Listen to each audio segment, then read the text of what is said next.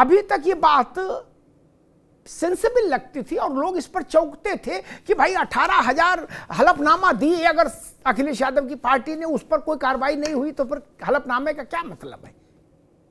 लेकिन अब चुनाव आयोग ने तो मतलब मुझे लग रहा है कि 100 सुनार की एक लुहार की टाइप की कहावत चरितार्थ कर दी। उनने कहा कि भाई जो हलफनामे दिए गए, एक तो स्कैन्ड कॉपी है, ओरिजिनल फॉर्मेट में नहीं आया हलफनामा, दूसरा 2022 नवंबर में जिसके दस्तखत दिखाए जा रहे हैं वो 2011 में मर गया, ऐसे हलफनामे भी आ गए।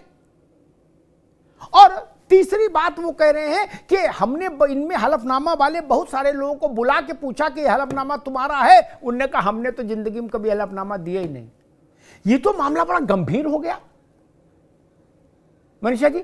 अगर ये हलफनामा असत्य साबित हो गए, क्योंकि चुनाव आयोग ये भी कह रहा है, साथ में ये भी लिख रहा है कि गलत साक्ष्य देना जानबूझकर अपराध की श्रेणी में आता है, मामला गंभीर होता दिख रहा है मनीषा वाजपेयी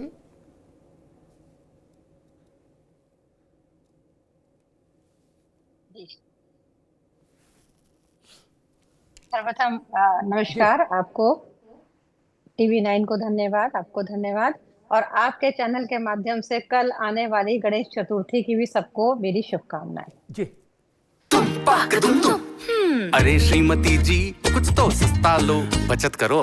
नहीं श्रीमान जी, सब बढ़िया लो, रहने दीजिए। इसमें क्या खास बात है? थोड़े में ज्यादा स्वाद, यही तो है इसकी खास बात। वाओ मामा, क्या स्वाद है। अरे मेरे राजा,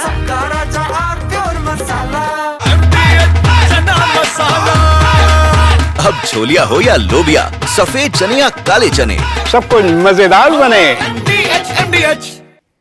अब हम आपके आज के टॉपिक पे आते हैं और कहना ये चाहती हूँ कि आदिकाल से ही जो है राजनीति, भारतीय राजनीति में एक प्रेस कहा जाता है कि राजनीति में ये नीति निर्धारक होते हैं 4 स्तंभ: साम, दाम, दंड, भेद। अखिलेश यादव जी ने एक अध्याय इसमें और जोड़ दिया है, वो है साम, दाम, दंड, भेद और फेक। जितना फेक नैरेटिव आप फैला लेंगे उतना आप उनको ऐसा लगता है कि वो जनता के बीच में अपना एक सहानुभूति ले सकते हैं, अपने कार्यकर्ताओं के बीच में उनको ऐसा लगता होगा कि शायद वो ये साबित करना चाहते हो कि भाई मेरी हार नहीं थी, ये तो सरकार ने ऐसा ऐसा किया, आयोग के माध्यम से करवा दिया। और जो संवैधानिक हमारी संस्थाएं हैं उनको वो चुनौती दे रहे हैं। लेकिन कुछ प्रश्न आते हैं, जैसा आपने भी अपनी रिपोर्ट में कहा, अपने अपने वक्तव्य में कहा, वही सेम बात मैं भी दोहराना ही चाहती हूँ कि अगर 2022 में 18,000 वोटर्स की ये, और पहली बात तो अगर हम देखें कि हमारे उत्तर प्रदेश को अगर देखें आप आंकड़ों के हिसाब से, तो लगभग 15 करोड़ से ऊपर के हमारे एक मतदाता हैं।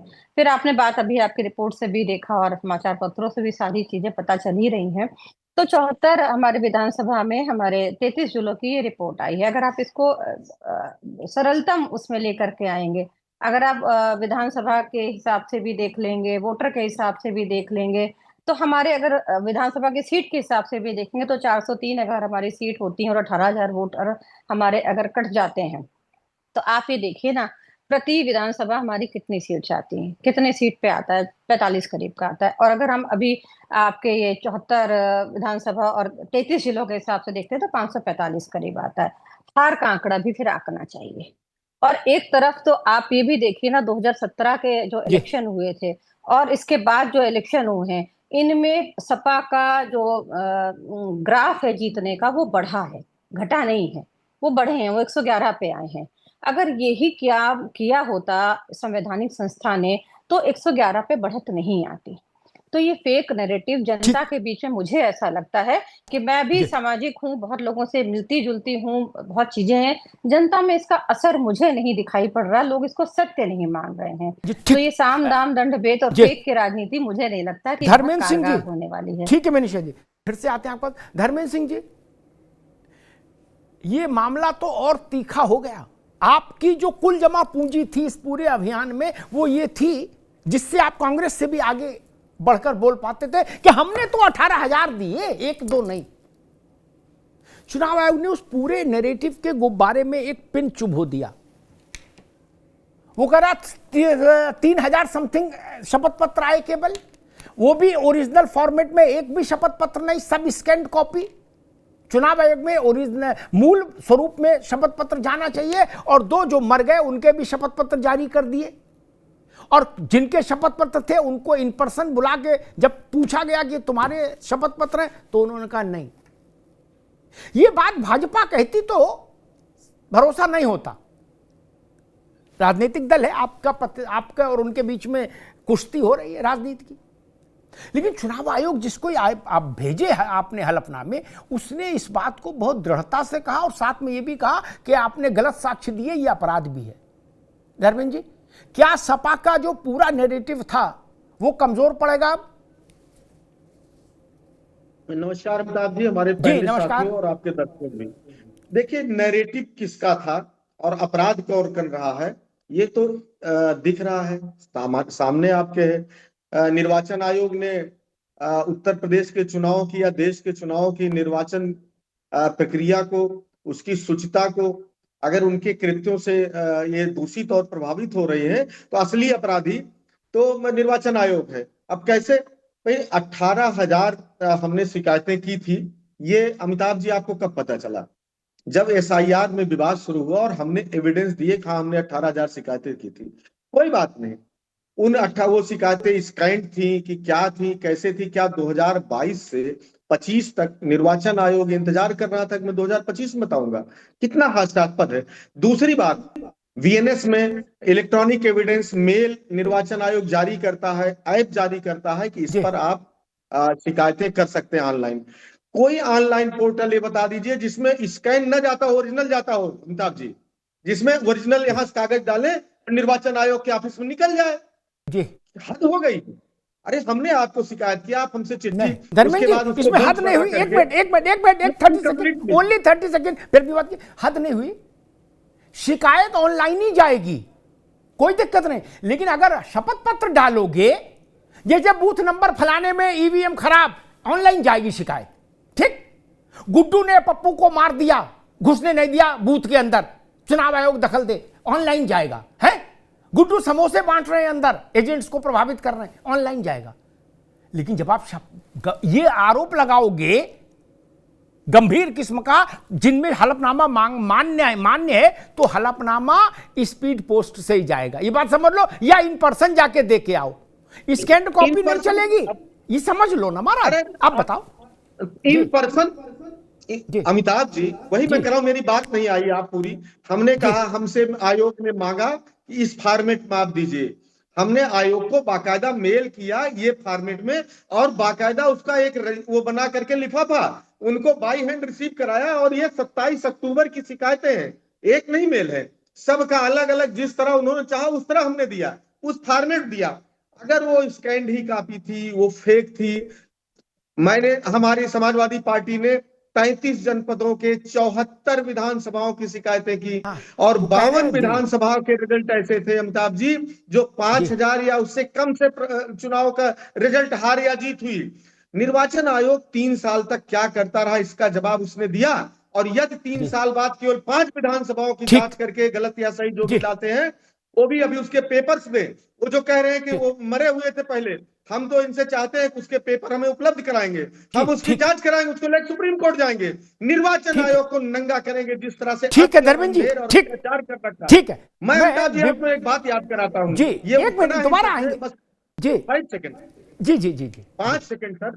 आपको याद होगा अमिताभ जी, बहुत हमको बड़ा अच्छा लगा था उस दिन, आप एक बार महाकुंभ में हुई मौतों पर एक डिबेट रखा था, जिसमें एक किसी चैनल ने, नाम नहीं लेना चाहता हूं दूसरे चैनल का यहाँ पर नाम, उसने एक रिपोर्ट तैयार की थी जिसमें मौत के आंकड़े को अलग, जो सरकार के आंकड़े थे उससे अलग बताया था, और विद एविडेंस एक रिपोर्ट की थी। आपने उस पर एक शो किया था और कहा था कि अगर सरकार सही है तो चैलेंज लेता हूं इसी शो के माध्यम से एफआईआर करा करके आएगी, और यदि एफआईआर नहीं कराती है तो सरकार का दावा झूठा और फेक और फर्जी है। आज तक बताइए क्या एफआईआर सरकार ठीक है धर्मेंद्र जी, आप रुकना होगा।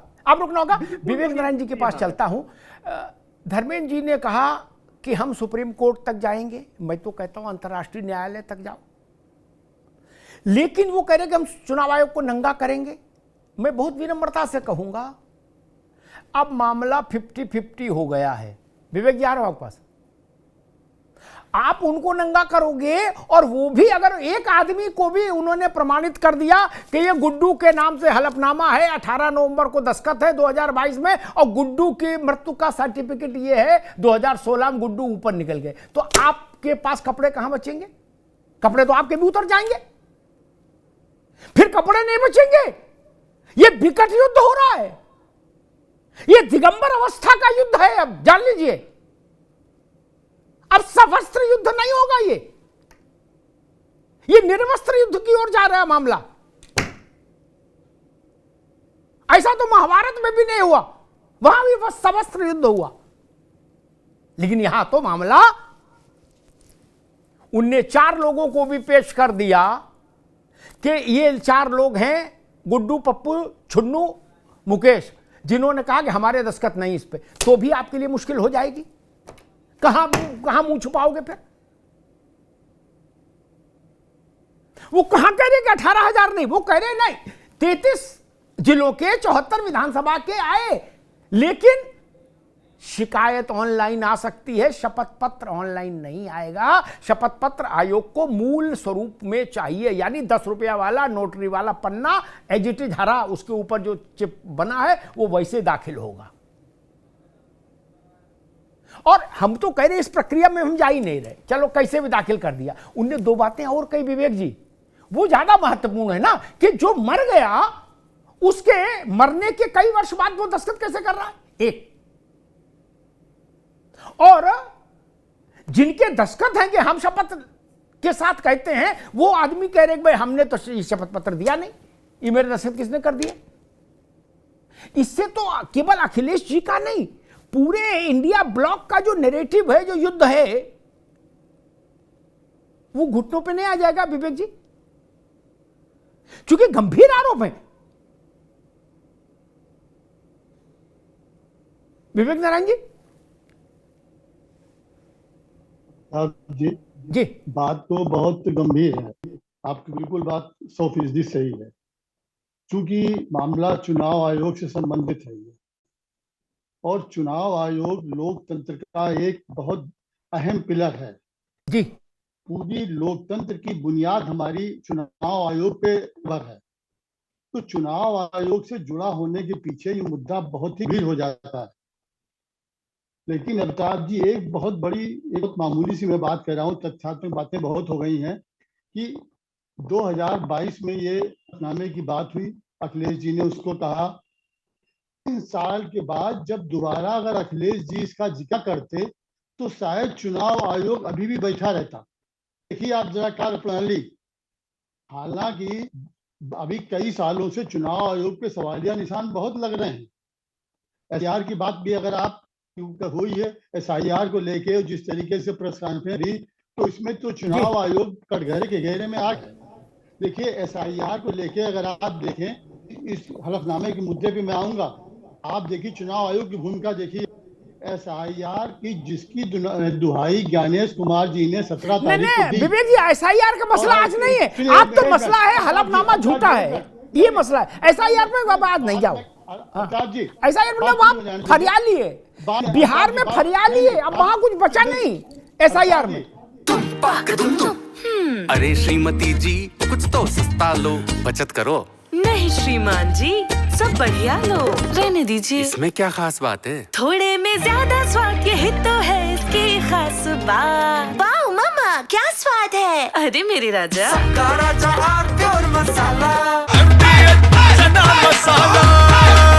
अब छोलिया हो या लोबिया, सफेद चने या काले चने, सब कुछ मजेदार बने।